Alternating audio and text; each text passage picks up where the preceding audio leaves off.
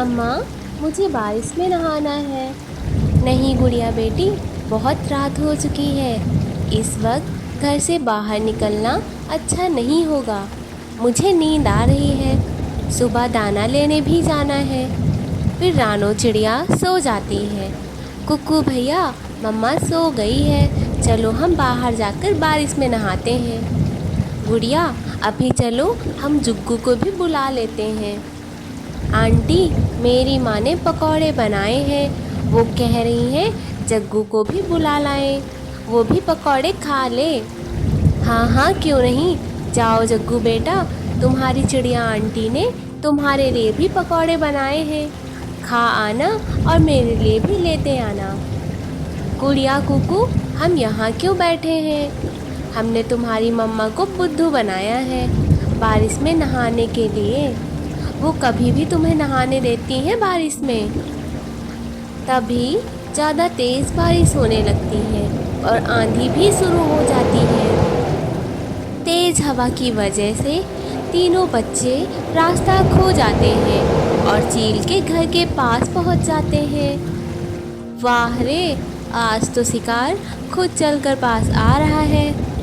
चील तीनों बच्चों को पकड़कर अपने घर ले जाती है। कालू जी, जग्गू अभी तक वापस नहीं आया है। आप चिड़िया के घर जाकर उसे देख कर आए। आते हुए चिड़िया से पकौड़े भी लेते आना। मेरा जग्गू कहाँ है?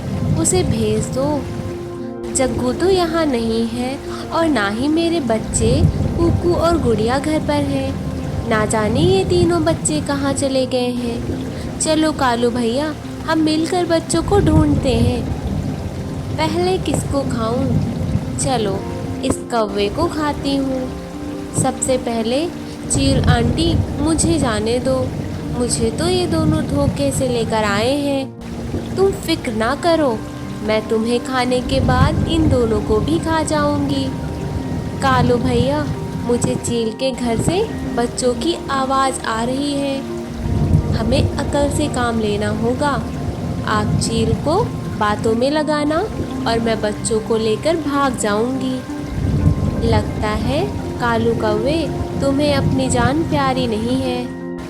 चील बहन, मुझे साथ वाले जंगल से तुम्हारी माँ ने भेजा है। वो बहुत बीमार है और आपको बुला रही है। इन तीनों में से किसी एक को मैं अपनी माँ के पास ले जाऊंगा। वो इसका शोरबा बनाकर पी लेंगी। मम्मा, हमें यहाँ से लेकर चलिए। चील आंटी हमें खाने वाली है। मेरे पीछे पीछे आओ। फिर रानो चिड़िया बच्चों को लेकर खामोशी से वहाँ से बाहर निकलती है और फिर सब तेज़ बारिश में घर पहुँच जाते हैं। सॉरी माँ, हमें माफ़ कर दे। आइंदा से हम ऐसी गलती नहीं करेंगे और बिना बताए कहीं नहीं जाएंगे।